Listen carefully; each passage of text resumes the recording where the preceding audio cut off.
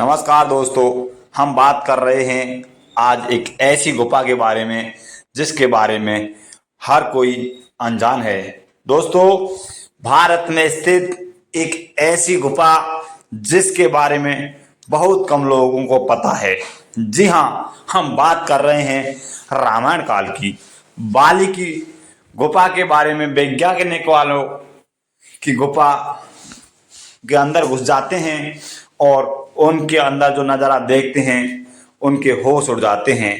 दोस्तों, ऋषि मुनि पर्वत पर स्थित सुग्रीव की गुफा में बारे में हर कोई जानता है, परंतु बाली की गुफा के बारे में हर कोई अनजान है।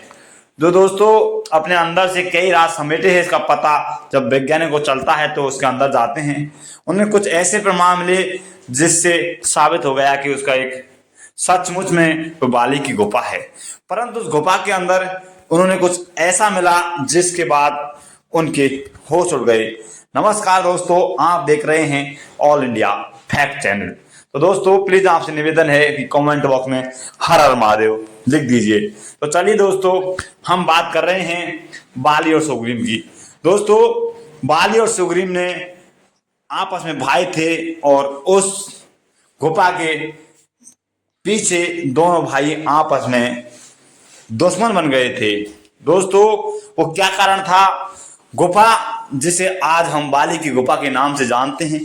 एक बार की बात है जब मायावी नाम का एक राक्षस ने बाली को युद्ध के लिए ललकारा था। बाली उसका पीछा करने के लिए राक्षस के पीछे भागता चला गया था।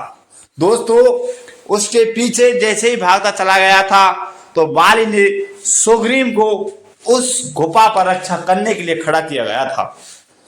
दोस्तों, गुफा के अंदर चला करीब तकरीबन 1 साल बीत जाते हैं और बाली इस गुफा के अंदर से नहीं लौटता है। सुग्रीव को बहुत चिंता सता रही थी, परंतु उसने देखा कि गुफा के अंदर तो खून बह रहा है। दोस्तों, उसे लगा कि बाली की युद्ध में मृत्यु हो गई है, इसलिए उसने एक बहुत बड़ा पत्थर लिया और उस गुफा के मुख पर लगा दिया। परंतु वह सच से अनजान था। दरअसल वह गुफा इतनी लंबी थी कि उसे राक्षस को ढूंढने में बाली को 1 साल का समय लग गया था। दोस्तों, 1 साल बाद उसने उस मायावी राक्षस का वध कर दिया।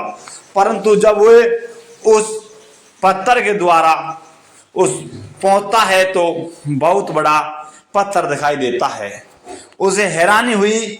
उसने मन में सोचा कि शायद सुग्रीव ने मेरा शासन हड़पने के लिए ये सब किया है।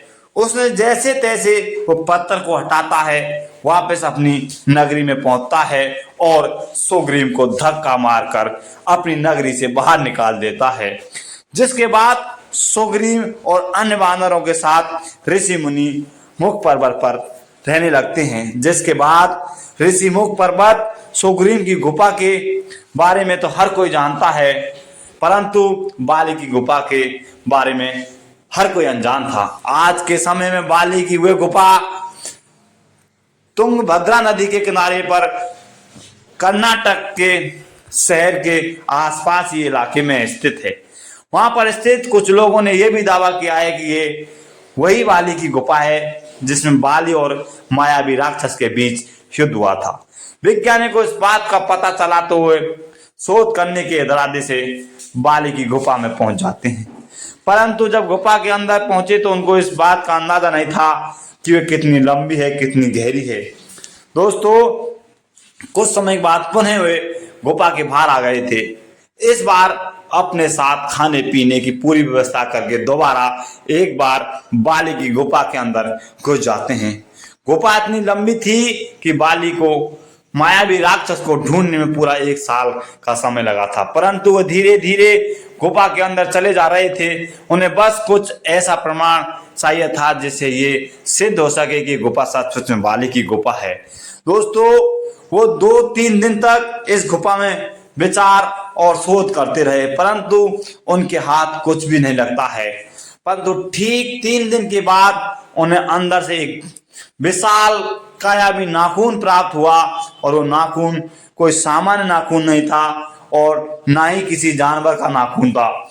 वह सभी हैरान थे कि आखिर में नाखून किस प्रजाति का है, जिसे सोचने के लिए, उसे देखने के लिए सोचकर जांचकर्ताओं के पास भेज दिया जाता है।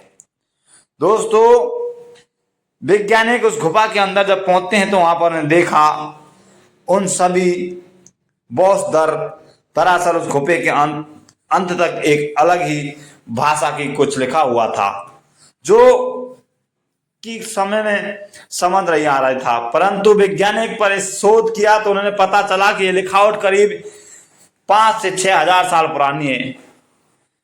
वन नाम की प्रजाति पहले इस तरह की लिखावट का इस्तेमाल किया करती थी। वानर बंदरों से अलग हुआ करते थे। उनका शरीर मानव की तरह होता था, परंतु मुख बंदर की तरह। उनकी पूंछ भी होती थी।